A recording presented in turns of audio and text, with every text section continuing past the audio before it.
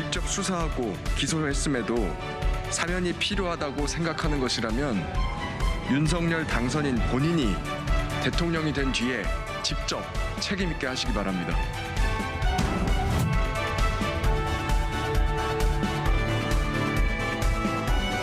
어느 정도 숙고의 시간이 있었기 때문에 묵혀 있었던 그런 문제를 하나씩 해결한다는 점에서 쉽게 사면을 해주고 이렇게 되면은 정치인들이 부패 범죄에 대해서 가볍게 생각하지 않을까. 아무래도 자기네 집권당 안에서 MB 사면에 대한 목소리가 계속 나올 텐데 사면을 통해서 조금 논란이 없게 하는 게 조금 더 좋다고 생각을 해요. 완성이 이루어지지 않은 상황에서 사면은 의미가 없다고 생각하고 사면을 하고 싶다라고 하면 다음 대통령이 선거에서 해야지. 윤석열 당선인의 이제 기조가 그 공정한 원칙주의자잖아요. 이런 기조와 맞지 않는 얘기라고 생각하고 한 나라의 대통령으로서 그에 대한 대우를 해줘야 된다고 생각하거든요. 사실상 본인들의 이득만 챙기려고 하는 게 너무 눈에 훤히 보이는데 어떤 게 국민 통합이라는지.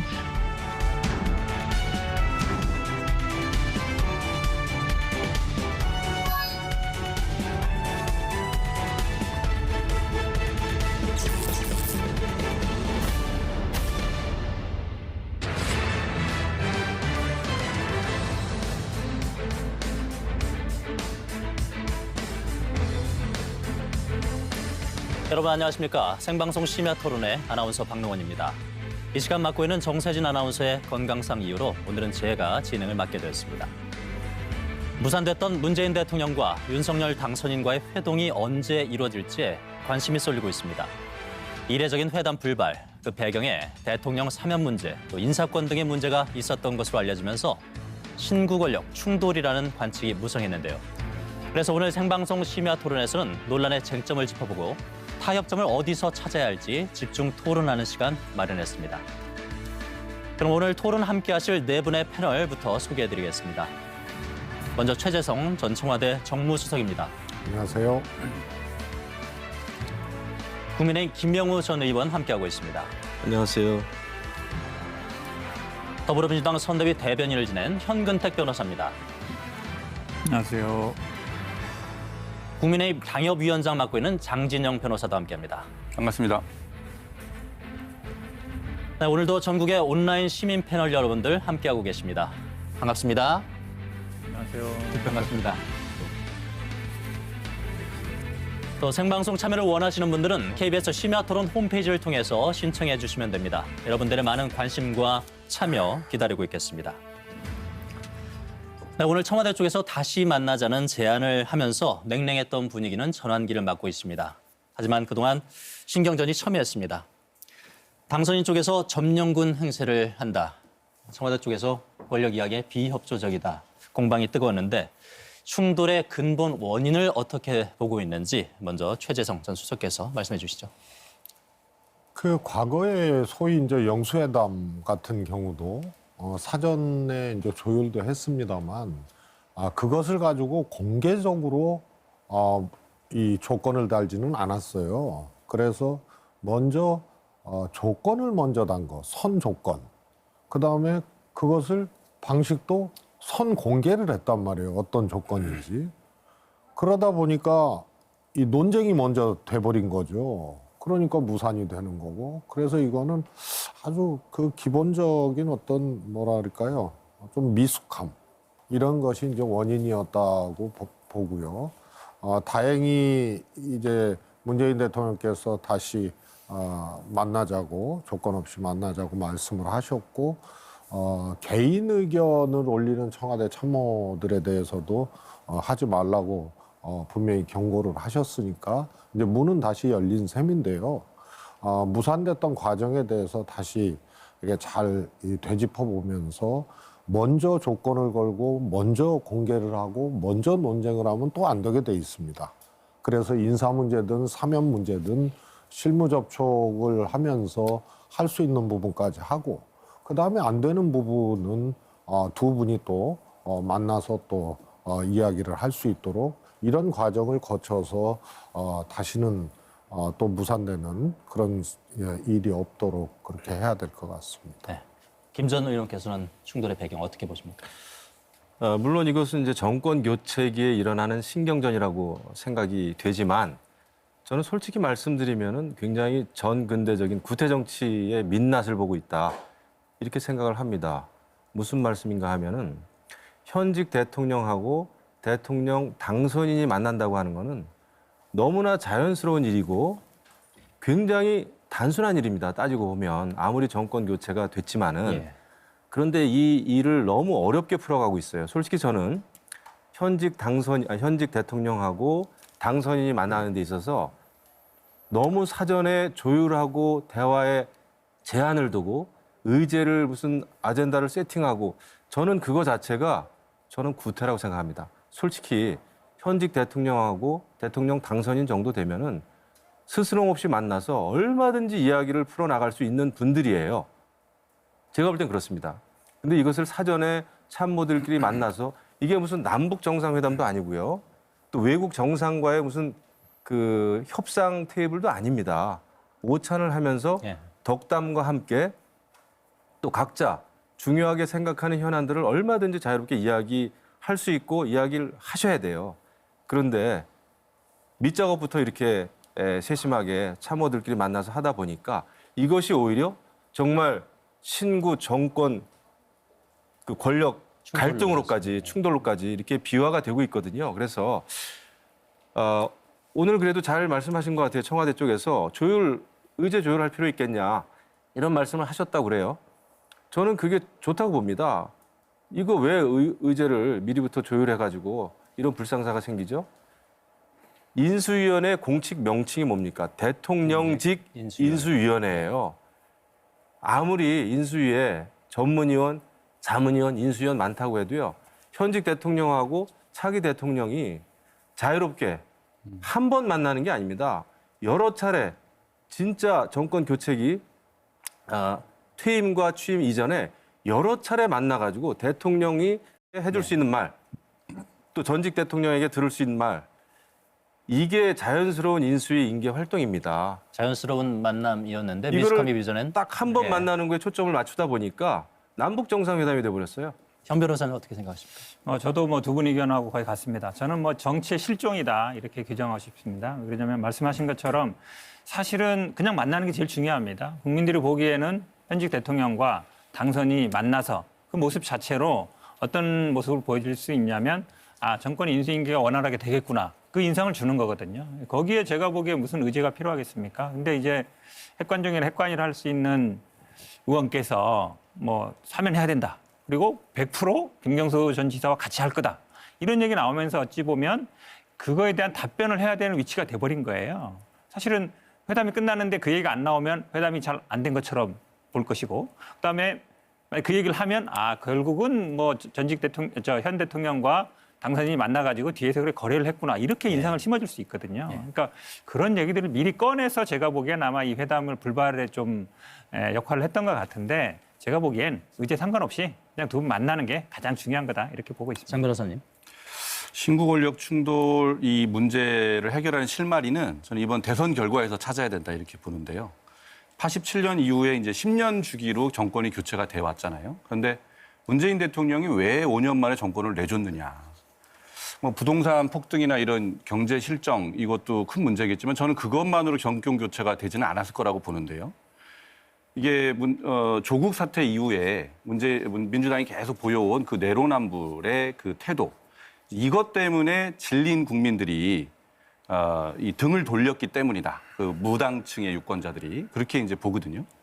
근데 그분들이 이렇게 얘기를 해요. 그분들한테는 국민의힘이나 민주당이나 다 문제가 있다.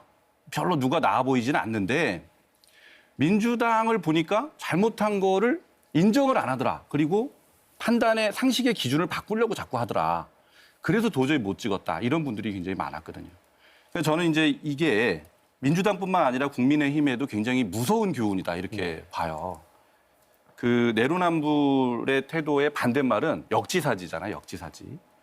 민주당이 계속 이렇게 내로남불로 가면은 민주당은 이제 더 몰락을 하게 될 거고 국민의힘도 역지사지의 길로 가지 않으면 또 위기를 맞을 수 있다. 그래서 저는 그 역지사지의 태도 그것이 이 친구 권력 충돌 해결에 실마리가 될 수 있지 않을까. 그렇게 실마리를 이제 말씀해 주셨는데 그 회동이 무산된 이유를 좀 구체적으로 살펴보겠습니다. 전직 대통령 MB 사면 문제가 거론됐기 때문에 이 갈등이 불거졌습니다. 긴장이 형성됐는데 전직 대통령 사면 어떻게 봐야 됩니까? 뭐 역순으로 장 변호사께서 먼저 얘기해 주시죠. 하는 것이 맞습니까? 글쎄 뭐 이제 이거는 사실은 정답은 없는 것 같아요. 그런데 이제 입장 차이가 있는 건데 네. 국민의힘의 입장에서 또 윤석열 당선인의 입장에서는 이런 거죠. 작년 1월에 이제 이낙연 당 대표가 민주당 전 당 대표께서 박근혜, 이명박 두 분에 대한 사면을 말씀을 하셨잖아요, 먼저. 근데 이제 그때 뭐 이 대표가 혼자서 그렇게 하지는 않았을 거다라고 보는 것이 일반적인 의견이에요. 청와대하고 교감이 있었을 것이다. 그런데 뭐 여론이 안 좋으니까 뭐 이낙연 전 당대표가 그걸 또 뒤집어 썼죠. 그래서 뭐 대권 과도에도 굉장히 큰 영향이 있었죠. 그런데 아무튼 그때 이제 이미 민주당 내에서 그런 얘기가 나왔기 때문에 이것을 마무리를 하는 것이 그게 맞지 않나. 그리고 이제 또 최근에 문재인 대통령도 갑자기 지금은 이제 통합이 중요한 때다 이런 말씀도 하셨잖아요. 그러면 이 부분은 문재인 정부 안에서 이게 뭐 구속도 되고 이제 그렇기 때문에 이것은 풀고 가시는 것이 후임자에 대한 배려, 뭐 이제 그런 모습이 될 수 있다. 제가 좀 보태고 나면 반론하시죠. 네, 그러시죠. 저는 어떤 정치인에 대해서 사면을 한다고 하는 것은 그 어떤 정치인에 대해서 사면을 하더라도 온 국민에게 박수 받을 수는 없다. 반대는 있을 수밖에 없다. 여태까지 온 국민의 박수 갈채 속에서 사면이 단행된 예가 단 한 차례도 없습니다. 그렇기 때문에 국민적인 공감대나 국민적인 정서를 바탕으로 전직 대통령을 사면한다라고 하는 것은 저는 사면을 안 하기 위한 핑계다 생각을 합니다. 사실 말씀이 있었습니다마는 이명박 전 대통령을 사면할 수 있는 좋은 기회가 이미 2번 있었어요. 이낙연 전 민주당 대표가 지난해 1월에 전직 대통령을 사면하는 것이 국민 통합으로 가는 큰 열쇠가 될 수 있겠다. 그런 의미에서 문재인 대통령에게 나는 사면을 건의하겠다라고 분명히 이야기를 하셨습니다. 그런데 반대에 부딪히니까 뒷걸음치셨죠. 사실 그때 이명박 전 대통령 또 박근혜 전 대통령을 함께 사면했다면은 조금이라도 한 발자국이라도 우리나라 정치가 국민 통합으로 가는 그 단초를 마련할 수 있었을 겁니다. 그런데 그때 하지 못했고 지난해 말에 또 박근혜 전 대통령에 대해서만 사면을 하는 바람에 이명박 전 대통령 사면이 다시 또 연계되지 않았습니까? 그렇잖아요.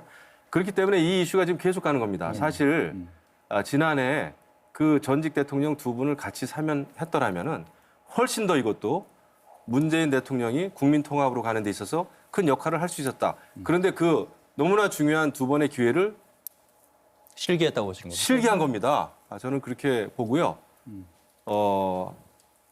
대통령 사면권이 대통령 고유 권한인 그 이유는 그 권한이 그만큼 어렵기 때문입니다. 그것은 대통령이 가지고 있는 특혜가 아니에요. 업보입니다. 어떻게 보면. 하지만 온 국민이 찬성하지 않더라도 현직 대통령은 전직 정치인에 대해서 그렇게 국정 안정과 국민 통합으로 가는 단초를 마련하기 위해서 사면을 하는 것이 옳다. 그것 때문에 과거의 DJ 당선인도 전두환, 노태우 전 두 대통령에 대해서 YS에게 사면을 요청한 겁니다. 형 변호사님, 반론. 저는 뭐 개인적으로는 사면을 반대하고요. 아마 문재인 대통령도 지난번에 이제 박근혜 전 대통령 사면하면서 입장을 밝혔습니다. 좀 상황이 다르다. 물론 구체적인 얘기는 하지 않았지만 여론에서 분석하기는 좀 이제 이명박 전 대통령 같은 경우는 좀 개인 비리 아니냐, 권력을 이용한 개인 비리였기 때문에 문제가 있다라고 보는 거였고, 여론조사도 추세를 보면은 조금 반대의 기류가 높았거든요. 그걸 분명히 반영한 거라고 본다 그러면 아마 문재인 대통령 같은 경우에는 박근혜 전 대통령은 사면하지만 이명박 대통령 사면 안 한다라는 걸로 입장을 어느 정도 정리한 것 같습니다. 지금 이제 97년 김영삼, 김대중 대통령 간의 합의를 많이 얘기하는데요. 그 당시에는 이회창, 이인재, 김대중 대통령 전부 나와서 사면하겠다고 공약을 다 내세웠거든요. 그리고 김영삼 전 대통령도 회고를 보면 나는 이미 사면하고 결심하고 있었다. 다만 이걸 외부로만 알리지 않았다. 형식을 어떻게 갖출 거냐. 그것만 문제였기 때문에 이미 사면한다는 건 결론이 나 있었단 말이죠. 근데 지금 이명박 전 대통령 같은 경우는 사안이 다른 것 같습니다. 문재인 대통령은 아마 사면할 생각이 없는 것 같고 지금 당선인이 나와서 사면을 요구하는 상황이거든요. 근데 이게 무슨 대통령직 인수인계와 무슨 관계가 있겠습니까? 아무 관계가 없는 거예요. 정치적인 현안이거든요. 대통령의 인수위라는 거는 현행 대통령이 하는 업무 자체를 어떻게 잘 넘겨받을 건가 이거에 관점에 맞춰져야 되는데 제가 보기에는 대통령직 인수인계와 전혀 관계없다. 그리고 정하고 싶으면 본인이 대통령 된 다음에 하면 된다. 이렇게 보고 있습니다. 최선수 의원님. 처음에 말씀드렸지만요. 이게 먼저 공개를 한 거거든요. MB 사면은 이미 당선인이 작년부터 얘기를 하고 밝힌 거다. 그것도 당선인 대변인이 아예 브리핑을 했어요. 그다음에 인사 문제도 마찬가지거든요. 근데 그 브리핑 논조를 보면 인사 문제 알박기 어떻게 할 수 있느냐, 뭐 이런 식으로 했단 말이에요. 그래서 공개를 하면서 이게 사실은 더 어려운 문제가 돼버린 거고요. 사면 자체를 놓고 보면은요, 사실 뭐 이낙연 전 대표가 그 사면 얘기했다가 뭐 여론이 안 좋으니까 뭐 청와대하고 교감이 있었는데 뭐 철회한 거 아니냐 그러는데 전혀 그렇지가 않거든요. 그 다음에 조금 뭐 여권 내부에서도 박근혜 대통령하고 이명박 대통령을 좀 분리해서 생각을 하는 것이 아주 주된 이제 기류였고요. 그래서 특히 김경수 지사까지 껴넣어서 권성동 의원이 얘기했단 말이에요. 마치 그거는 다 된 것처럼 이명박 대통령과 김경수 지사를 패키지로 사면을 하는 것은 뭐 큰 이견이 없다는 식으로 얘기를 해놓으니까 이거 하지 말라는 것처럼 돼버린 거거든요. 그러니까 전직 대통령의 사면 문제 적절성보다는 이런 민감한 문제를 공개적으로 요청했다는 것이 더더욱 문제다. 공개적으로 요청한 거니까 압박이죠. 그걸 하지 말라 이런 뜻이다 이렇게 보시는 거예요? 결국은 그렇게 되어버린 거죠. 저는 이렇게 봅니다. 그 분명히 이번에 사실 인수위 쪽에서 당선인 쪽에서 이명박 전 대통령 사면과 관련해가지고 김경수 경남지사 사면을 동시에 이야기한 것은 저는 굉장히 매끄럽지 않았다고 봐요. 솔직히 적절치 않다고 봅니다. 하지만 김경수 전 지사 사면이 이번에 제기가 되는 것이 아니라 사실상 지난해 박근혜 전 대통령만 사면할 때부터 지금까지 계속 김경수 전 지사는 나중에 아마 이명박 전 대통령 사면할 때 사면하기 위한 카드를 남겨뒀나 보다라고 하는 것은 정계 어제 오늘의 이야기가 아닙니다. 그런데 김경수 전 지사 사면 때문에 MB 사면을 또 완전히 그 MB를 사면하지 않기 위한 카드로 또 활용한다면 그것도 말은 안 돼요. 이런 전략적으로 예. 했다는 의견이 나오는데 이 부분에 대해서는 어떻게 생각하세요? 제가 보기에는요 오히려 권선동 의원이 그때도 그랬어요. 그러니까 그때도 사실은 이제 이명박 전 대통령 사면 안 할 때 그 얘기를 했거든요. 예. 남겨놓은 거다. 근데 사실은 어찌 보면 사면이라는 거는 물론 대통령이 그동안 사면할 때 보면은 뭐 여당 측, 야당 측 이렇게 맞춰온 건 맞습니다만 특정인을 딱 거명해서 사면이 돼야 된다, 안 돼야 된다 이렇게 얘기하는 건 쉽지 않거든요. 왜 그러냐면 사실 사건으로 본다 그러면 뭐 박근혜 전 대통령이나 이명박 대통령이나 뇌물 문제잖아요. 그러면 사실은 공범으로 엮여 있어요. 그런데 한쪽은 대통령이기 때문에 사면을 해주고 그럼 돈을 준 사람들이라든지 이런 사람들은 뭐 대통령이 아니니까 사면 안 해주고 그렇게 본다 그러면 형평성도 안 맞는 거거든요. 그러면 누구와 누구를 딜하면서 함께 사면한다 이런 얘기는 제가 보기에 물밑에서 협상할 때는 모르겠습니다. 얘기는 할 수 있겠지만 이거를 밖으로 꺼내서 얘기하는 순간 결정이 굉장히 어려워진다. 그렇게 보고 있습니다. 법률적으로 어떻게 생각하십니까? 이건 뭐 법적인 문제는 아니고 정치적인 문제 같고요. 근데 저는 뭐 기본적으로는 지금 문재인 대통령이 이걸 안 하겠다 그러면 굳이 윤석열 당선인이 뭐 해달라라고 저는 그렇게 뭐 굳이 무리할 필요는 없다라고 봐요. 그러나 이제 아까도 말씀드렸듯이 제가 이제 이 문제 해결의 실마리는 역지사지 그런 태도가 되게 중요하다라고 본 게 민주당에서는 이제 노무현 정신을 굉장히 강조하잖아요. 근데 노무현 대통령이면 어떻게 했을 것인가? 그거를 제가 한번 찾아봤어요. 노무현 대통령이 임기 말기에 청와대 뒤에 이제 길이 있는데 거기가 시멘트가 막 이렇게 범벅으로 돼 있었나 봐요. 근데 그거를 다 치우고 돌로 싹 단장을 했어요. 예. 근데 그 이유에 대해서 이렇게 얘기를 합니다. 여기 보시면 이렇게 돼 있어요. 여기 보세요. 다 치우고 돌로 새로 깔았어. 그러잖아요. 그러면서 그 이유를 대통령이 처음에 오면 이런 거 못 한다. 왜냐하면 자기가 쓸 거기 때문에 이런 데 돈을 못 쓴다. 그래서 떠나는 사람이 떠나는 사람이 고칠 거, 돈 들어갈 거 다 해준다. 이렇게 이제 얘기를 했단 말이에요. 저는 대통령 전용기 문제 말씀하시는 것 같아요. 아니, 이건 전용기 얘기도 같이 했는데 이게 이제 길을 이렇게 고쳤다라는 거예요. 근데 저는 이건 되게 중요한 자세라고 봅니다. 이게 아까 이제 사면이라는 게 무슨 특권이라기보다는 업보다라고 말씀하셨는데 이게 부담되는 일이에요. 그러면 이게 뭐 누가 해도 대통령이 권하니까 할 수 있겠지만 후임자가 하기에 굉장히 버거운 일을 내가 그냥 이거를 해준다. 후임자가 깨끗하게 시작할 수 있도록. 이건 굉장히 중요한 자세라고 봅니다. 부담을 덜어준다는 차원에서 그렇죠. 현직 대통령이 하면 좋겠지만 과연 이명박 대통령의 사면이 국민 통합에 도움이 되느냐 안 되느냐 이게 근본적인 질문을 부딪히거든요. 그렇죠. 그래서 국민 여론이 제일 중요한 거예요. 그래서 박근혜 전 대통령의 경우에는 상당히 여론이 이제 뒷받침이 됐던 게 있었고 그 당시에 문 대통령께서 사면을 하실 때 이런 말씀을 하셨어요. 첫 번째가 통합. 국민 여론이 높으니까. 두 번째가 수감 기간과 건강도 아울러 고려를 했다. 이랬거든요. 이명박 대통령은요, 뭐 고령인 거는 맞죠. 그러나 병원에 오래 있었어요. 또 이 구속 상태가 정지돼서 또 나왔고요. 만료돼서 나왔고. 그래서 그 부대적으로 얘기하는 이제 수감 기간하고 건강 있지 않습니까? 이런 것도 박근혜 대통령은 굉장히 좀 심각했고요. 이런 것도 안 맞는 거예요. 그래서 이게 전현직 대통령끼리의 통합이면은 뭐 몰라도 이걸 국민 통합으로 얘기할 수 있는 근거가 없다. 그래서 아주 심플하게 좀 말씀을 드리면 당선인이 얘기할 수 있어요. 근데 첫 번째 왜 공개적으로 얘기하고 비판적으로 얘기를 했느냐. 그다음에 두 번째 만나서 얘기를 할 수 있거든요. 그러면 현직 대통령이 그건 곤란하다라고 만약에 얘기를 해도 그걸로 끝이에요.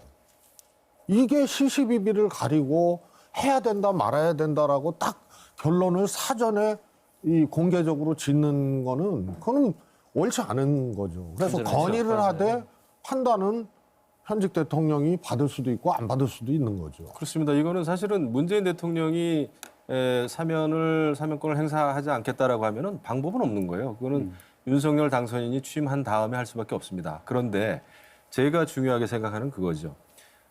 윤석열 당선인이 당선됐을 때 대통령께서 축하 전화를 하면서 국민 통합에 애써달라라는 말씀을 하셨어요. 지금 문재인 대통령도 그렇고 물론 문재인 대통령 지난 5년 집권 기간에 국민의 여론이 아주 분열됐고 굉장히 국민 갈등이 저는 굉장히 최정점에 달했다 생각합니다. 그거의 결과가 사실은 또 어찌 보면 이번 대선에도 나타났습니다. 초박빙의 결과였죠.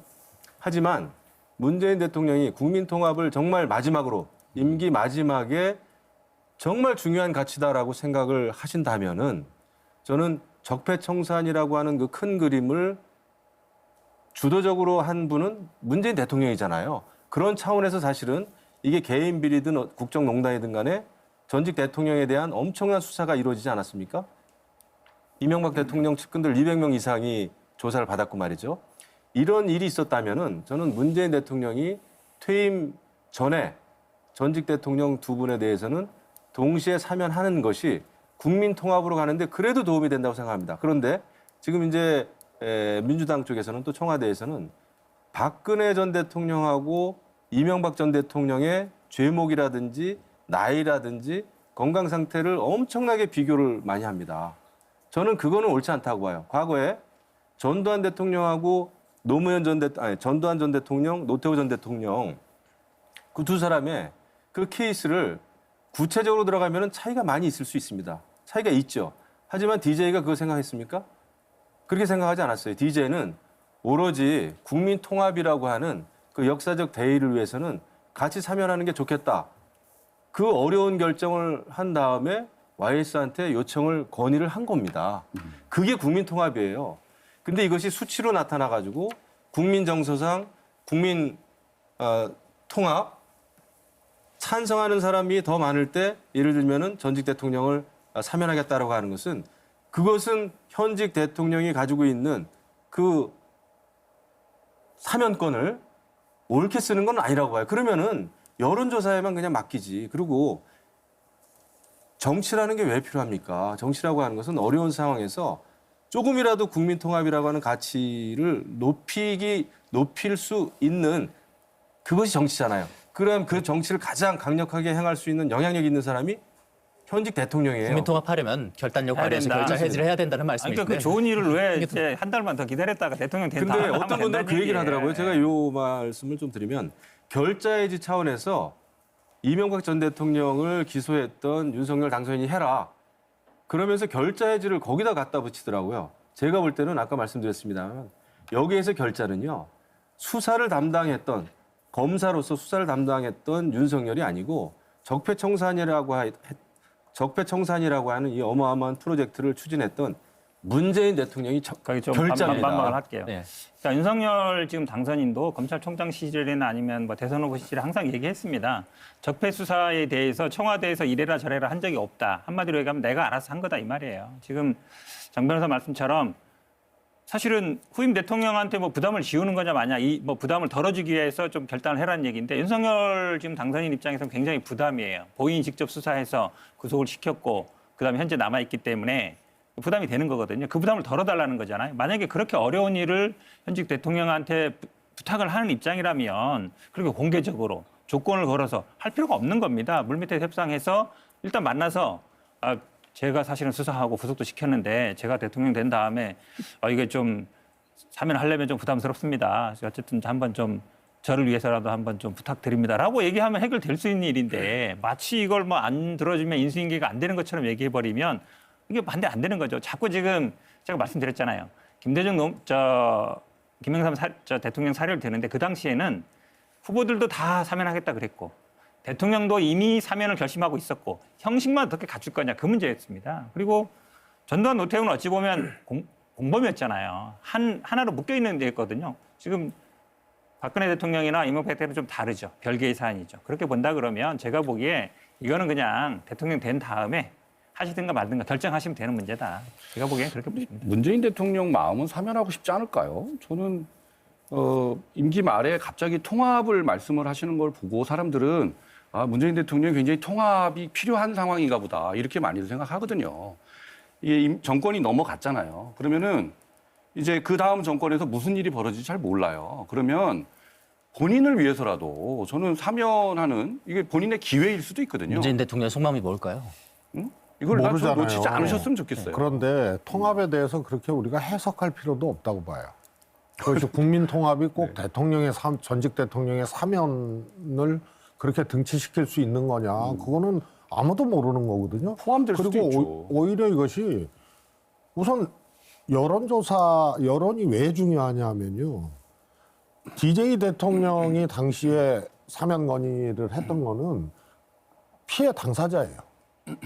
그래서 경우가 달라요. 두 번째로 30년 전이에요. 그리고 대통령의 사면은 처음이에요. 그런데 국민들이 법 앞에 평등하다는 것을 그 30년이 지나면서 이런 생각들이 더 고조됐어요. 그래서 그것이 편차가 오게 되면 국민들이 동의하지 않았죠. 그래서 완전히 다른 상황이에요. 이게 있고요. 그러면 두 가지 아닙니까? 문재인 대통령은 윤석열 당선인이 MB 사면하자. 좋다. 이게 있을 수 있고 그다음에 안 된다. 두 가지 아닙니까? 그런데 이것이 무엇이 올바르다라고 딱 단정을 하고 무조건 사면해라. 이렇게 선 공개하고 쭉 가져가는 건 안 되는 거죠. 그래서 건의하고 사면하면은 사면하는 거고 안 하면은 안 하는 거고 이런 거죠. 그게 그래서 팩트예요. 우리가 여기서 개인 견해죠. 예. 저는 사면 반대인데 이걸 갖고 논쟁할 필요도 저는 없다고 사실 봅니다. 사면 문제 외에 인사권 문제 역시 양측 충돌의 쟁점으로 꼽힙니다. 당장 이달 말로 임기 마치는 이주열 한국은행 총재 후임 문제도 있고요. 또 검찰총장의 거취에 관한 발언도 나와가지고 이게 논점이 되고 있습니다. 공기업, 공공기업 수정 등의 그 문제도 남아 있고요. 현직 대통령이 인사권 행사하는 것이 맞다. 당선인에게 넘겨야 한다. 역시 팽팽히 갈리고 있는데. 저는 그렇게 봐요. 뭐 이제 사전 조율하다가 청와대 쪽에서 그러면 그냥 법대로 갑시다 이런 얘기를 했다고 그래요.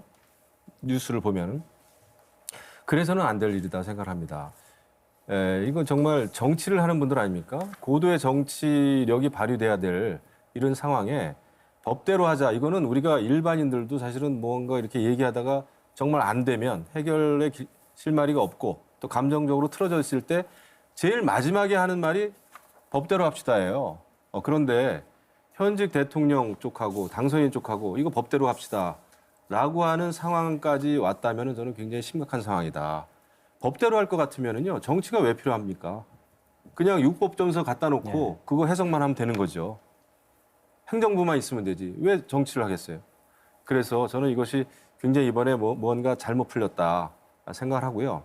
인사권도 그렇습니다. 사실 과거에도 늘 이런 신경전은 있어 왔어요. 현직하고 차기하고 인수위 과정에 늘 있어 왔습니다. 저도 과거에 인수위에 있어 봤지만은 그 현직하고 인사권 때문에 퇴임을 바로 앞두고 여러 가지 공공기관이나 공기업 수장들이 임기를 마쳤는데 퇴임하기까지는 조금의 시간이 있고 한두 달 있고 이런 때 인사를 막 한단 말이죠. 근데 그때 하는 인사가 대부분은 여태까지 그 정권에 충실했던 사람, 과거에 대통령 선거 때 도움이 됐던 사람들 주로 보훈 인사입니다. 전문가들을 정말 그 자리에 앉혀서 그 기업이 일이 잘 돌아갈 수 있도록 하면은 그 보훈 인사, 알박기 인사라는 말이 없죠. 그런데 여태까지 그렇게 해왔던 게 사실이기 때문에 이거는 아니다. 최소한 협의를 해야 협치가 되는 것이고 미래가 있는 것이죠. 협의를 하는 게 맞다. 장 변호사님 얘기 듣고 발언 듣겠습니다. 그러니까 지금 뭐 그 인사 관련해서는 문제되는 게 한국은행 총재하고 당장 그다음에 이달 말로 임기가 끝나고. 네, 이달 말로 이제 끝나죠. 그다음에 이제 감사위원, 그다음에 이제 선관위원, 뭐 이게 이제 지금 문제가 되는 것인데 자리인데 한국은행 총재는 법에 보면은 국무회의 심의를 거쳐서 그리고 국회 인사청문 절차를 거쳐서 대통령이 임명하는데 임기가 4년이란 말이에요.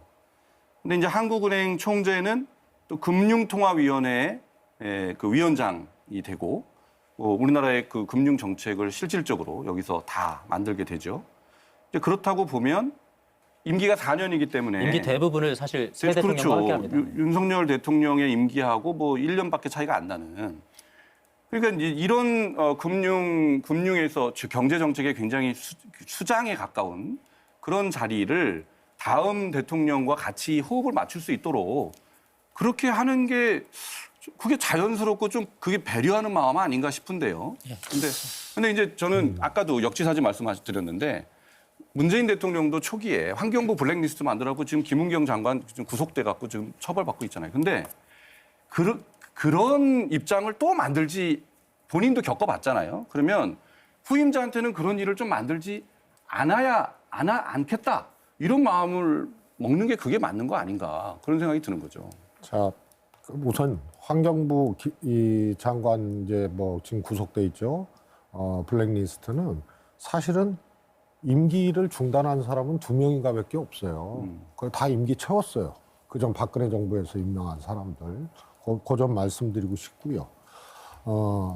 사실 한국은행 같은 경우는 잘 살펴볼 필요가 있어요. 저는 뭐 인사를 현직 대통령이 해야 되냐 아니면 넘겨야 되느냐 이 문제 이전에 여기는 그야말로 이제 독립성이 강하게 강조되는 거 아니에요? 현직 대통령이 하면 어떻고 다음 대통령이 하면 어떻습니까? 그렇죠. 이건 그야말로 독립성. 그래서 과거 정권 때 막 서별관 회의하고 막 이래갖고 이제 뭐 저도 야당 때 막 지적하고 막 그랬는데요. 지금 이주열 총재는 박근혜 정부 때 임명한 분이거든요. 하는 총재요. 박근혜 정부 말기에 그때 이제 후반기에 임명받아서 임기 채우고 문재인 대통령이 또 한 거예요. 그리고 또 재임을 한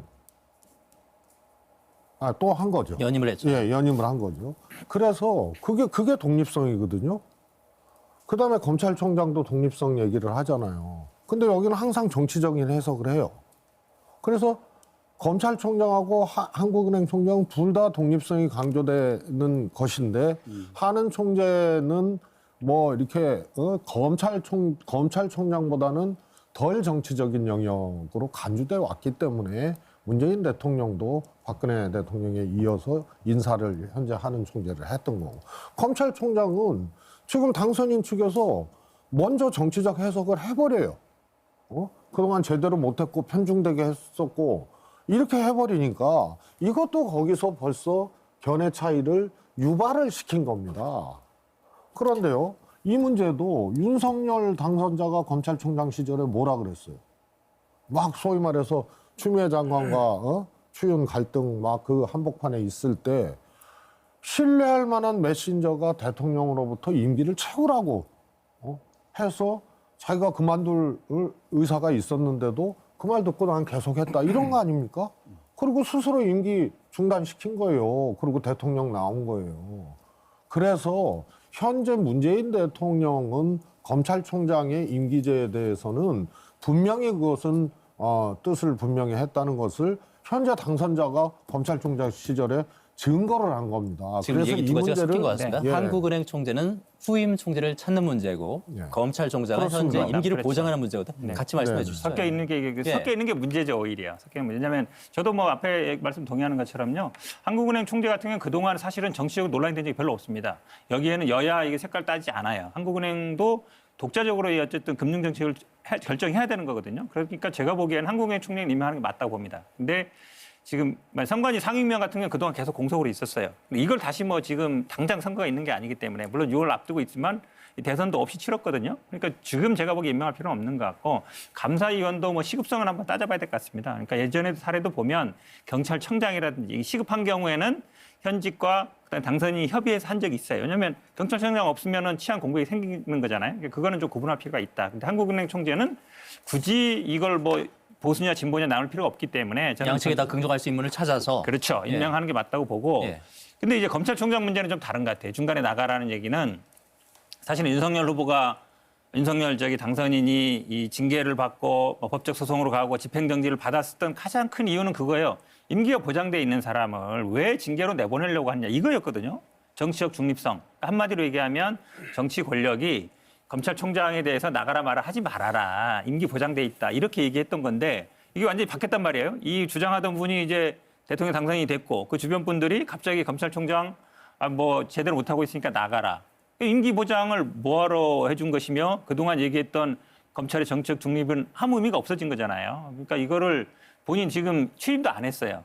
당선되자마자 이 얘기를 그중 또 핵관이라고 하는 분이 직접 얘기하는 게 이게 정말 얼굴이 두꺼워도 너무 두껍다. 어떻게 이게 하루아침에 말을 바꿀 수 있냐. 참 제가 봐도 이해가 안 되는 상황입니다. 구별해야 되는 게 한은 총재 같은 경우에는 이제 인수위의 입장이다 이렇게 볼 수가 있고 검찰총장은 그 권성동 의원의 개인적인 입장이기 때문에 국민들이 저는 뭐 그렇게 보겠어요. 아니요. 이거는 좀 구별해야 될 것 같고요. 김기현 대표도 했기 때문에 뭐 당의 입장이라고 봐도 될 것 같습니다. 뭐 그럴 수도 있죠. 근데 인수위의 입장 또는 당선인의 입장이 뭔지는 아직 확인은 안 됐는데 그래서 저는 한은 총재는 아까 말씀드렸듯이 아까 최 의원님 말씀하셨는데 아니 독립적으로 해야죠 업무를. 근데 법관도 그렇고 다 그래요. 법률과 양심에 따라 독립적으로 재판하고 이렇게 돼 있어요. 근데 그게 국민들이 뭐 그걸 얼마나 믿습니까? 지금 현실이. 그렇기 때문에 왜 유독 이렇게 다음 당선인이 이거는 나랑 협의를 해달라라고 얘기를 하는데도 불구하고 굳이 임명을 하려고 하느냐. 그게 이제 더 의심을 살 수가 있는 거거든요. 한은 총재는 그렇고 검찰총장 부분은 저는 이렇게 생각합니다. 저는 국민의힘에서 김호수 검찰총장에 대해서 뭐 물러나라 이렇게 얘기하는 것은 저는 그건 옳지 않다라고 생각해요. 왜냐하면은 뭐 우리 윤석열 당선인의 입장도 있었고 또 이거는 검찰 내부에서 저는 얼마든지 해결될 수 있는 문제라고 생각합니다. 네. 제가 볼 때 이제 한국은행 총재의 뭐 독립성 문제는 아닌 것 같습니다. 지금 우리가 논의의 대상은 다행히 한국은행 총재에 대해서는 글쎄요 지금 감지되는 분위기는 그래도 협의가 좀 가능해 보여요. 근데 오히려 김호수 검찰총장에 대해서 논란이 더 뜨거워 보이는데 저는 그거죠. 저는 개인적인 의견입니다만은 검찰총장의 임기는 보장되는 게 맞습니다. 그 2년으로 보장이 돼 있잖아요. 독립성을 위해서도 그렇고 중립성을 위해서도 그렇고. 그런데 그 임기 2년을 이야기하기 전에 사실은 김호수 검찰총장이 여태까지 정치적인 독립성을 유지하면서 또 검찰총장으로서 임무를 충실히 수행해 왔느냐는 별개의 문제인데 그 점에서는 상당히 부족했다는 세평이 있지 않습니까? 언론에서도 많이 나왔고 대장동 의혹을 뭐 확실하게 했습니까? 아니면 성남 FC 의혹 사건을 뭐 수사를 제대로 했습니까? 전혀 그렇지 않거든요. 그런 면에서 법과 원칙과 임기를 이야기하기 전에 법과 원칙을 이야기하기 전에 검찰총장으로서 오히려 당신 역할을 충실히 해달라라고 하는 것이 사실은 저희의 요구였죠. 그런데 2년 되기 전에 당신 나가라 하는 것은 그것은 여당이든 야당이든 저는 그 무리한 요구다 생각합니다. 우선 그 한쪽만 보면요 그렇게 주장할 수 있어요. 예를 들어서 지금 김호수 총장이 왜 여권 관련된 거에 대해서는 제대로 수사를 안 했냐. 대장동 관련 수사를 놓고 양 진영에서 서로 비판하고 있습니다. 그럼요. 그런데 예를 들어서 뭐 지금 당선인의 처가라든가 또 당선인 예를 들어서 고발 사주 문제라든가 뭐 등등등도 또 민주당 입장에서는 왜 저거 제대로 안 하지? 또 대장동도 왜 제대로 안 하지? 이렇게 하는 거예요, 논박을. 그래서 이거는 임기를 중단시킬 만한 사유가 결국 정치적 몰이 아니에요, 지금. 자기 정치적 판단에 의한 정치적 몰입이고 또 정면화사님 얘기하셨듯이 이게 당선인의 생각이 아닐 수도 있다 그러는데 그러면 더 문제죠. 핵심 관계자들이 그것을 막 공개적으로 얘기하고 이러면은 이거 당선인의 리더십 문제까지 이거는 가는 거예요. 투트랙 전략 아니냐고 본 전략이 아닌가라는 그런 의견도 있습니다. 그러니까 당선인은 임기 보장을 주장하고 저는 주변 인물들은 문재인 추미애 요 투트랙처럼요? 아니 저는 이제 제가 뭐 윤석열 당선인 생각을 어떻게 다 알겠어요. 그러나 실제로 검찰총장을 했었기 때문에 이게 쉽지 않은 문제라는 것을 알 거예요. 그래서 저는 한동훈 중앙지검장에 100% 거는 거예요. 뭘 걸어요? 중앙지검장의 한동훈이다라는 게. 근데 한동훈 중앙지검장 시키면 안 된다고 박주민 의원은 또 막 그러잖아요. 아니 시키면 안 되죠. 네? 아니 안 그건 되는데 새로운 대통령의 인사권 아니에요 그거야말로. 아니, 거기에 대해서는 이래라 저래라 하면서 현직 지금 문재인 대통령 인사권은 건들지 말아라. 이것도 이상한 거 아니에요? 아니 건들지 말아라가 아니고요. 그렇게 얘기할 수밖에 없게 만드는 과정은 제가 아까 얘기를 했잖아요.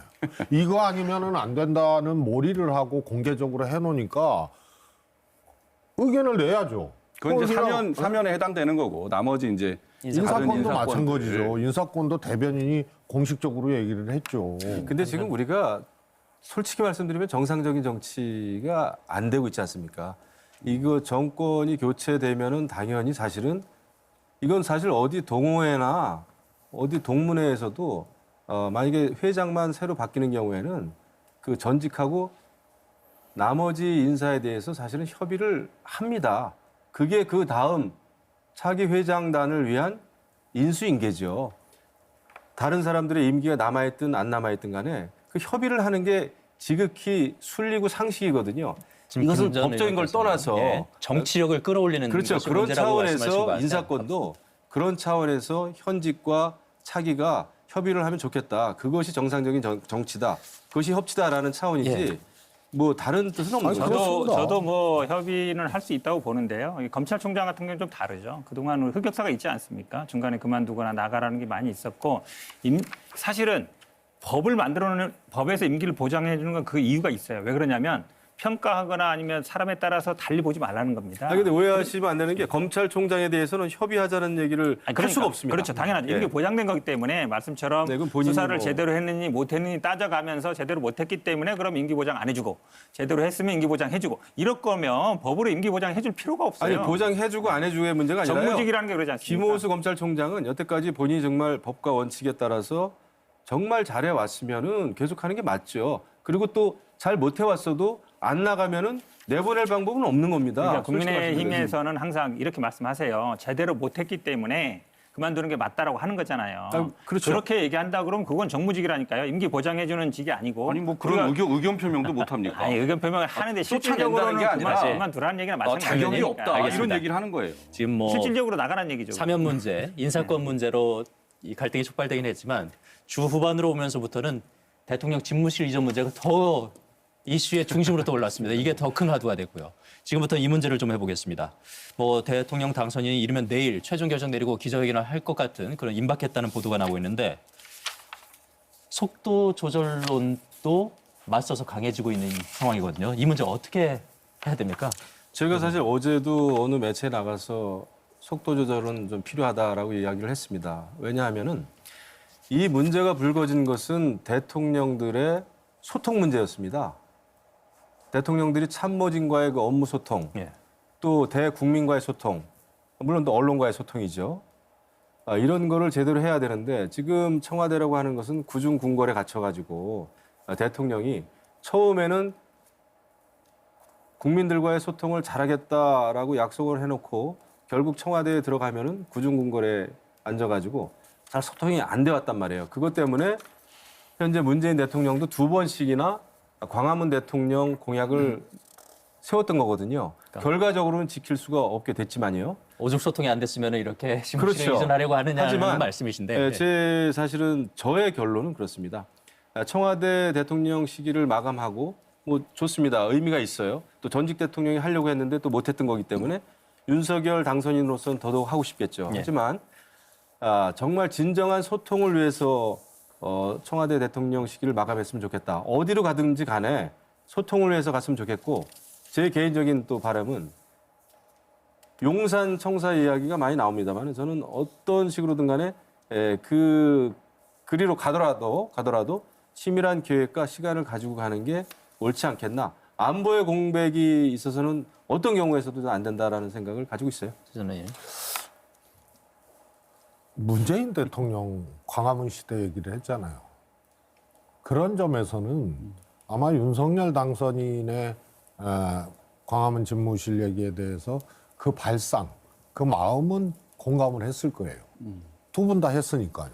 근데 검토를 거쳐서 문재인 대통령은 포기를 했던 거고 윤석열 당선자도 다 뭐 그때도 공식 브리핑이었죠. 우리 김은혜 대변인이. 그래서 뭐 다 검토를 하고 있는데 보안상 말을 할 수가 없다 이 정도였는데 검토해서 광화문 포기했다는 점도 두 분 다 똑같아요. 그렇지 않습니까? 그래서 포기가 확정된 건 아니죠. 아직. 아닙니다. 광화문은 사실상 아직 확정된 건 아닙니다. 외형적으로 확정은 안 됐는데 그러면은 저 국방부 얘기가 나올 수가 없죠. 그래서 광화문은 사실상 포기한 거라고 보고 그래서 국방부 얘기가 나온 건데 이게 이제 의아한 거예요. 그래서 국방부로 가든 그러지 않고 다른 방안을 찾든 간에 이거는 최소한의 검토가 필요한데 이걸 밀어붙이듯이 막 이렇게 해버리면은 정말로 이건 곤란한 문제다. 그래서 오히려 소통 문제를 얘기했다는 점에서는 두 분이 비슷하지만 검토하는 방식이라든가 진행하는 방식은 완전히 달랐거든요. 그래서 이 문제는 우리 김영우 의원 말씀하신 대로 이건 정말 신중하게 검토하고 계획을 세워야 되는 문제다. 이렇게. 변호사님. 네, 지금 저도 뭐 소통 문제를 해결하는 거에는 다 공감합니다. 국민과의 소통, 비서관과의 소통, 언론과의 소통 늘려야 되는 거죠. 그러다 보니까 문재인 대통령도 어찌 보면 이제 본관이 아니라 여민관의 집무실을 만들었거든요. 거기서는 뭐 1분 이내에 소통이 가능합니다. 그럼에도 불구하고 같은 건물 내에서 비서들이 우리 뭐 백악관에 근무하는 것처럼 오가면서 맞추치기도 하면 좋지 않겠느냐. 저도 뭐 그것도 찬성합니다. 근데 그 해결 방법은 지금 청와대에서 충분히 해결 가능하다는 거죠. 새로 짓든가 아니면 하면 되는 겁니다. 이걸 굳이 옮겨야 되느냐. 지금 말씀처럼 윤석열 당선인은 검토가 다 끝났다 그랬어요. 광화문에 대해서 문재인 대통령은 뭐 경호라든지 보안 문제가 있으니까 못했는데 본인이 직접 발표할 때 우리는 검토 다 끝났다. 문제 없다라고 했단 말이죠. 광화문 가겠다고 한 겁니다. 첫날부터 광화문 가겠다고 한 거예요. 첫날부터 청와대가 아니라 다른 데 근무하겠다고 한 게 아니라 광화문 시대를 열겠다고 했단 말이죠. 그럼 광화문이 안 된다. 그럼 어떻게 해야 되죠? 다른 데를 찾을 게 아니라 지금 있는 청와대에 들어가서 해결 방법을 찾아야죠. 그 다음에 해야 되는 건데 지금 광화문이 안 되니까 다른 데 간다. 그렇다면 결론은 뭐냐면 청와대 안 간다는 것만 결론이 있는 거예요. 어디 간다는 건 결론이 없다는 얘기예요. 하지만 오늘 대통령 당선인은 후보지 두 곳을 직접 답사를 해서 내일 기자회견을 한다고 하는 거 보면은 발표를 할 것 같은데요. 근데 그건 뭐 지켜봐야 될 것 같아요. 왜냐하면 당 내에서도 뭐 김영우 의원님을 비롯해서 많은 분들이 이게 이렇게 서두를 일은 아니지 않냐라는 그런 우려의 목소리들이 지금 나오고 있고 권영세 의원도 뭐 여러 가지를 고려하겠다 이런 얘기를 또 했어요. 그래서 저는 좀 답답한 게 인수위 제한된 시간 안에 이제 인수위 활동을 해야 되는데 이게 자칫 잘못하면 대통령 집무실 이전이라고 하는 이슈가 인수위에 이 블랙홀이 될 것 같아요. 지금 이제 국민 통합이라든지 코로나 팬데믹 상황에 대처하는 문제, 또 경제 문제, 일자리 문제 등등등 인수위가 해야 될 여러 가지 역할들이 있죠. 물론 그 중에 하나 광화문 대통령 시대를 열겠다고 하는 것도 TF까지 만들 정도로 중요한 이슈, 정책 과제이긴 하지만 자칫 이거에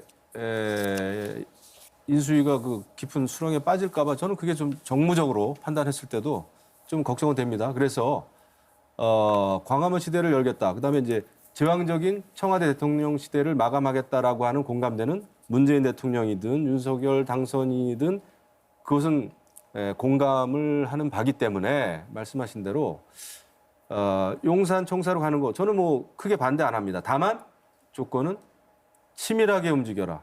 플랜을 짜고 공백이 있으면 안 되겠다라는 생각이죠. 뭐 여러 가지 선택지 있습니다. 근데 제가 이거 한번 요것만 한번 이게 네. 지금 청와대 이전 문제는 두 가지가 쟁점인 것 같아요. 이게 옮기는 게 맞느냐 하고 지금 옮기는 게 맞느냐 요 두 가지인데 우리 최수성님하고 현 대변인은 그 옮기는 것 자체에 대해서는 반대는 아니신가요? 어떠신가요? 저는 우선 선입주 후 검토.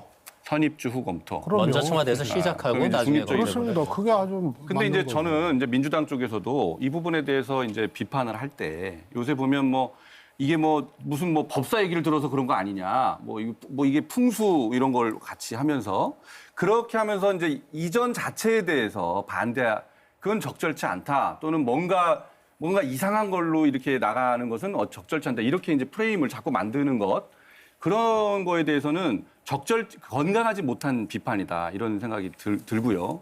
그건 바로 되치기 당할 수 있는 또 그 별로 좋지 않은 전략이다라고 보는 게 뭐 이 청와대 이전 문제는 김영삼 대통령 이래로 대통령마다 계속 검토 내지는 공약을 했던 문제고 또 그 문재인 대통령이 공약을 해서 유홍준 그 광화문 시대 위원장 뭐 그분께서도 검토를 했는데 이제 그 얘기하면서 그때 풍수 얘기를 그분이 하셨단 말이에요.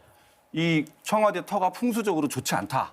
그러니까 옮기는 게 맞다라고 그분도 그렇게 얘기를 했었거든요. 이번에 그러니까 그게 제가 보기에는 그러니까 법사 그러니까 제 말은 뭐냐면 그러니까 그런 식의 공격은 건강하지도 그런 식의 않고 공격할 생각 없어요. 그럴 수는 없는데 저는 이게 근본적인 질문이 인수위에서 과연 할 수 있는 일이냐 이 생각이 들어요. 왜냐하면 인수위라는 건 아시겠지만 법에 있습니다. 할 수 있는 게 보면 현황을 파악하고 새 정부의 어떤 정책 기조를 만들고 그다음에 국무총리라든지 장관 인사청문회 준비하고 그다음에 예를 들어서 뭐 필요한 일들을 하는 거거든요. 이거에 대해서 법에 또 어떻게 돼 있냐면 우리 현 정부가 협조할 수 있는 거는 뭐 자료라든지 의견을 제시한다든지 어떤 예산을 확보한다든지 예산이라는 것도 보면 예비비에서 지금 20억 정도 배정돼 있는 거예요. 그래서 어쨌든 그 사무실, 비품 이런 걸 할 수 있게 돼 있는 겁니다. 근데 지금 예를 들어 국방부를 이전한다 그러면 이 국방부에 대한 어찌 보면 국군 통수권자가 있는 거잖아요. 국방부가 이전하냐 마냐 아니면 뭐 훈련을 하냐 마냐는 현직 대통령한테 권한이 있는 겁니다. 사실은 굉장히 중요한 일이잖아요. 이게 단순히 어떤 부채 옮기는 건 다른 거란 말이죠. 그럼 이게 당선인이 인수위 과정에서 국방부를 옮겨라. 청와대를 옮기는 걸 할 수 있느냐. 왜냐하면 이게 어마어마한 예산이 들지 않습니까? 지금 국방부에서도 오늘 보도에 의하면 국방부만 옮기는 것도 5천억 정도 든다는 거예요. 그러니까 정리를 해보면은 현 변호사님의 입장은 옮기는 것 자체가 인수위에서 할 수 있는 문제는 아니라고 보는 저는 그렇게 보고 있습니다. 최 전 수석은 제가 업무의 시작은 청와대에서 하고 시작한 다음에 천천히 알아보는 것이 맞다는 그게 그런 뭐 전 식이죠. 당연하다고 보고요. 김전웅 의원님은 저는 뭐 옮기는 거를 결정을 했으면 옮기겠죠. 하지만은 속도 조절은 필요하다. 속도 조절은 필요하다. 특히 국방과 안보의 공백에 있어서는 절대 안 되겠다라는 생각이죠. 저도 뭐 그런 입장은 같습니다. 예. 우리 저희 그 동작갑 지역의 당원들한테 물어봤어요. 근데 그분들도 대부분 걱정을 해요. 이게 이렇게 서두를 일은 아니지 않냐. 그래서 그런 부분은 저는 당선인한테 충분히 전달되지 않았을까 그런 생각이 듭니다. 제가 오늘 이제 이 국방부로 옮기는 게 적절하느냐 문제로 그건 논쟁할 필요가 없다고 봐요. 근데 한번 적었는데요. 한 30가지가 돼. 안 되는 안 이유가. 되는서요. 안 되는 거. 그런데 그걸 다 떠나서 예를 뭐 들어서 쓰고 계신가 했습니다. 지금. 제가 다 메모를 핵심적인 해왔어요. 거는, 아이고, 좀 이따 쫙 시간이 있으면 쫙 불러드릴게요. 그런데 이거는 이 당선인이나 인수위는 권한이 없거든요. 뭐냐면 예를 들어서 문재인 대통령 정부에 이제 요청을 했어요. 당선인이 이거 옮기자고. 그렇죠. 그러면 대통령이 국무회의에서 해야 될 게 있고, 또 각 장관이 또 해야 될 게 있고, 심지어는 서울시 의회도 해야 될 일이 있어요. 그래서 이거는 당선자가 요청하는 거지, 당선자가 이렇게 하겠다라고 할 수 없는 시기예요. 그래서 현직 대통령, 문재인 대통령도 책무가 있는 거거든요. 아, 이런 당선자 의견이 있는데 무조건 한다? 해도 현직 대통령이 움직여야 취임 전에 이게 뭐 가능하든 불가능하든. 그래서 이거는 갈 마음이 있어도 건의를 하는, 그렇게 해달라고 건의를 하는 것에 그쳐야지. 이게 또 이거는 아까 얘기한 그 두 분 대통령 그 회동이 무산된 이런 것보다 더 큰 이 후폭풍이 올 수가 있는 문제입니다. 그러다 보면 김영우 의원님 말씀하신 이 인수위에서 그야말로 지금 골든 타임이거든요. 다시 김 전 의원님께서 예. 말씀하신 정치력의 문제와도 연결됩니다. 이게 왜 이렇게 그러니까 이게 이제 물론 말씀하신 급하게 대로 추진했었죠. 말씀하신 대로 취임 전에 옮기고 말고 하는 거에 최종적인 권한은 현직 대통령에게 있는지도 모르겠습니다. 하지만 저는 그 문제는 핵심은 아니라고 봐요. 이게 이제 워낙 윤석열 당선인의 어찌 보면 굉장히 중요한 공약 중에 하나였기 때문에 이번에 사실 문재인 대통령께서도 특별 지시를 내리셨다고 그러잖아요. 인수위, 당선인의 정책 또 공약에 대해서는 참모진들도 각자 의견 대꾸하지 말아라. 그런 것은 당선인의 정책이나 공약을 그만큼 존중한다는 뜻이거든요. 그렇기 때문에 이 일도 물론 머리 맞대고 협의하고 협조해야 가능한 일입니다. 근데 지금 이제 모든 것이 지금 상당히 꼬여 있는 그런 상황인데 저는 어쨌든 간에 대통령의 집무실 이전이라고 하는 것은 여태까지 역대 대통령들이 보여준 그 불통의 이미지, 제왕적 대통령의 이미지뿐만 아니라 실질적으로 또 잘 소통을 안 해왔습니다. 그렇기 때문에 그 시대는 마감할 필요는 분명히 있다. 아마 그런 의지의 표현인데 하지만 이 공약도 치밀하고 정교하게 짜야지 후폭풍이 없다. 김 전 의원께만 추가 질문을 드리겠습니다. 국방위원장을 하셨기 때문에 대통령 집무실 이전 문제, 국정 공백이 있으면 안 되고 안 되죠. 무엇보다도 국가 안보의 공백이 있으면 안 됩니다. 네. 그런 의미에서 그런 차원에서 국방부로 이전하는 것에 대해서는 어떻게 생각하세요? 국방부로 이전하는 것 자체가 큰 문제는 아닙니다. 사실은 결과적으로 나중에 잘 된다면은 저는 그 합참의장이든 국방장관이든 대통령이든 셋이 지근거리에서 근무를 할 수 있다면은 저는 사실 굉장히 효과적이라고 봐요. 안보 차원에서. 하지만 그 과정이 너무 짧은 기간에 이것을 밀어붙이는 것은 정책의 어떤 소통을 해서도 그렇고 또 안보 면에서도 저는 좀 무리가 있다고 봐요. 왜냐하면 굉장히 국방부 내 그 통신망이라든지 이런 거 다 옮겨야 되거든요. 그래서 청와대 인력이 국방부 신청사로 들어오면은 국방부 신청사에 근무하던 인력들은 어디로 다른 데를 찾아야 된다는 그거는 여러 가지 가능성은 있어요. 뭐 합참의 공간도 좀 있다는 얘기도 있고 또 그 옆에 또 여러 가지 그 부지는 있습니다. 부지는 그렇게 있는데 하지만 제가 볼 때는 제가 국방위원장 할 때도 늘 강조했던 거는 단 1분 1초라도 국방의 그 시계는 멈춰서는 안 된다는 거예요. 그래서 정말 빈틈없이 해야 되지 않나. 집무실과 함께 이제 관저 문제도 이제 논란이 되는데. 네, 제가 한 말씀 드리면요. 군령권이 있는 서열 1, 2, 3 있잖아요. 대통령, 국방부 장관, 합참의장. 한 공간에 있으면 안 돼요. 우리는 대치하고 있는 상황이고 분단 상황이고 그리고 항상 그런 무력 충돌의 위험성이 있는 데잖아요. 그래서 이거는 안 됩니다. 그래서 그게 통상 이렇게 뭐 다른 행정 업무처럼 이거하고는 좀 달라서요. 오히려 좀 분산해 놓는 게 맞는 거죠. 예를 들어서 동시에 뭐 그런 일이 일어나서도 안 되지만 항상 그런 걸 대비하는 거 아닙니까? 동시에 만약에 6.25 사태가 나거나 이러면은 그다음에 어떻게 됩니까? 그래서 이거는 조금 다른 거다. 그다음에 미국이 있어요. 예? 어떻게 보면 이거 나중에 코미디가 될 수도 있다고요. 우선은 광화문 그 발표하면서 뭐라 그랬어요? 헬기장도 현재 청와대 헬기장을 이용하겠다 이렇게 했고 일부 업무 직원들 업무도 일부 이용하겠다고 했는데요. 용산으로 옮기는 순간 대통령 헬기도 미군의 통제를 받아요. 예? 그럼 이거 어떡할 거예요? 그래서 뭐 예산 문제, 뭐 현재 집행 문제, 진행 문제, 뭐 시기 문제 다 있지만요. 전혀 지금도 모르는 문제가 또 나올 수도 있거든요.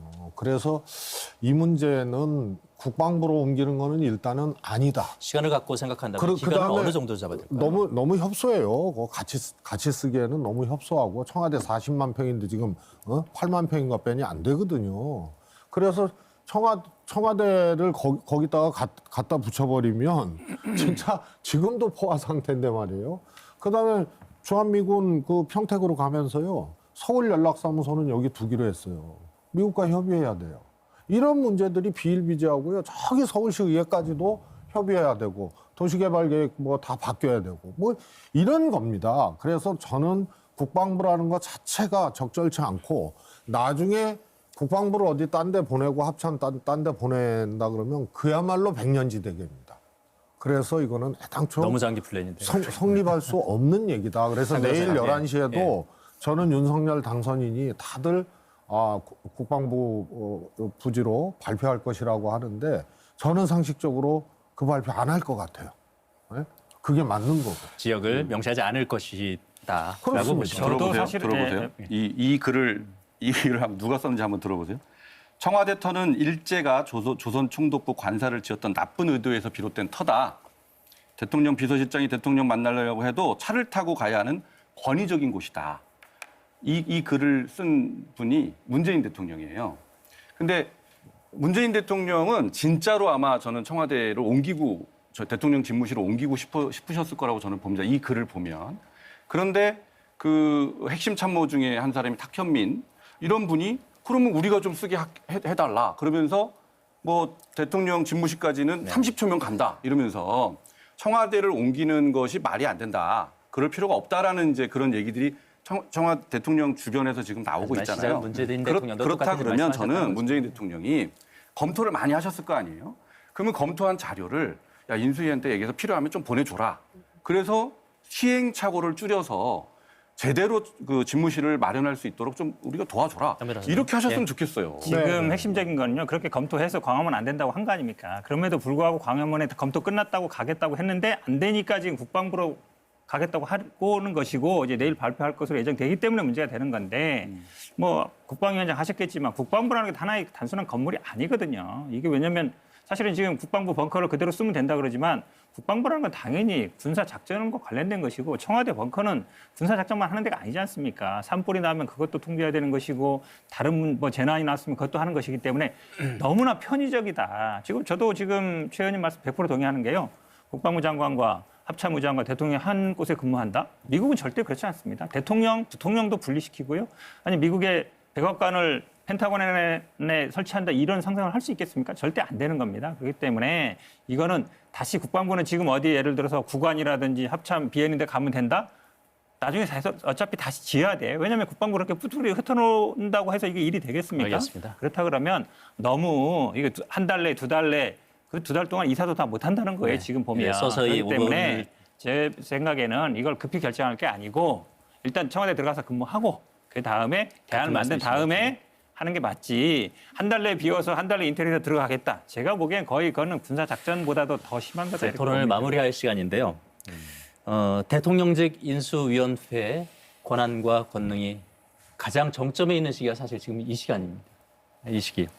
또 대통령직 인수위원회는 국민 통합의 길로 가는 기반을 잘 다져야 하는 의무와 과제가 앞에 놓여 있고요. 여러분들께 각 1분씩 마무리 발언을 이 부분에서 좀 초점을 맞춰서 해주셨으면 좋겠습니다. 대통령직 인수위원회의 바람직한 활동을 위한 조언을 각 패널들께 부탁을 드리겠습니다. 먼저 장진영 변호사께서 먼저 해주시죠. 대선이 이제 끝나고 다음날 아침에 많은 분들이 그렇게 얘기했어요. 공기가 달라진 것 같다. 물론 이제 윤석열 대통령을 찍은 분들이겠죠. 지지한 분들이겠죠. 그렇지만 이제 지지하지 않은 분들도 대한민국이 좀 더 나아졌으면 좋겠다는 기대가 있습니다. 그분들이 인수위의 활동을 지금 일거수일투족을 다 보고 있습니다. 굉장히 가슴을 졸이면서 저는 인수위원들과 대통령 당선자께서는 국민들의 그 간절한 그 마음 그거를 정말 한시도 잊으시면 안 된다. 저도 국민의힘 소속이지만 인수위가 이거 정말 이게 걱정이 되는 대목들이 또 있단 말이죠. 그래서 그런 것들은 귀를 열고 국민들의 목소리를 좀 충분히 들으시면서 했으면 좋겠다. 그런 생각이 듭니다. 네, 저도 뭐 비슷한 의견입니다. 그러니까 인수위라는 건 결국은 현 정부를 잘 인수인계 받아서 본인들이 원하는 정책을 앞으로 어떻게 실행해 나가겠다. 그걸 세팅하는 과정이거든요. 거기에서 제가 보기에는 뭐 사면 문제라든지 집무실 이전 문제는 인수인계랑 관계없는 얘기예요. 본인들의 어떤 정책이라든지 이걸 만들어가는 과정이거든요. 그다음에 지금 오히려 이제 내각을 어떻게 구성할 거든가 정책을 어떻게 만들 거든가 여기에 집중해야 된다. 그리고 인수인계 관계 안 되지만 중요하게 핵심적인 역할을 하는 분들이 자꾸 어떤 얘기를 나오면 그게 지금 굉장히 필요한 시기임에도 불구하고 엉뚱한 방향으로 가고 있거든요. 사면 문제, 인사 문제, 집무실 문제. 제가 보기에 이걸로 지금 50일밖에 안 되는데 협의할 겁니까? 그게 아니거든요. 그래서 제가 보기에는 지금 코로나 상황 굉장히 어렵습니다. 경제 어렵고 이거에 대해서 국민들이 우리가 어떻게 하겠다. 그래서 희망을 주는 저는 그런 인수위가 돼야 될 것이고 인수위뿐만 아니라 핵심 측근 이런 분들도 좀 귀는 열고 입은 닫는 그런 행보를 보였으면 좋겠습니다. 김영호 의원님. 여태까지는 대통령이라고 하는 자리가 너무나 정말 제왕적이었습니다. 그다음에 현직 대통령을 당선인이 만나는 일이 이렇게 어려워서는 안 된다. 이것은 누구의 잘잘못이랄 것도 없이 저는 지금 대통령 만나는 것을 마치 과거에 임금님 궁궐에서 아련하는 것처럼 말이죠. 사전에 의제 다 정하고 조율하고 이렇게 만나는 시대는 그런 정치를 해가지고는 이제 이렇게 빠르게 돌아가는 세상 흐름에 적응할 수 없다고 봅니다. 그래서 이런 것은 구태 정치다 생각하고 두 분은 빨리 만나되 한 번만 만나는 것이 아니라 퇴임 이후에 여러 차례 만나야 됩니다. 대통령이 차기 대통령에게 이야기해 줄 수 있는 것이 가장 많아요. 가장 정보가 많고 가장 경험을 많이 하지 않았습니까? 정상회담도 많이 했고. 김영삼 대통령과 김대중 대통령 매주 만나서 제대로 된 인수인계를 위해서는 대통령과 차기 대통령, 당선인이 여러 차례 만날 수 있는 그런 길이 열렸으면 좋겠다라는 생각을 하고 국방위원장을 했기 때문에 한 가지 말씀드리면 아까 이제 말씀하셨는데 대통령과 그다음에 합참의장과 국방부 장관이 가까이 지근거리에서 근무하면 안 된다라고 하는데 그렇지는 않습니다. 유사시에도요. 큰 작전상의 일이 벌어지면 셋이 같이 모여서 지하 벙커에서 작전 회의를 합니다. 유리한 점이 있죠. 최 전 의원님 마무리 바라주시죠. 작전회의 하죠. 근데 상시 근무 공간을 같은 공간을 쓴다는 거는 그거는 좀 잘 생각을 해봐야 될 문제인 것 같고요.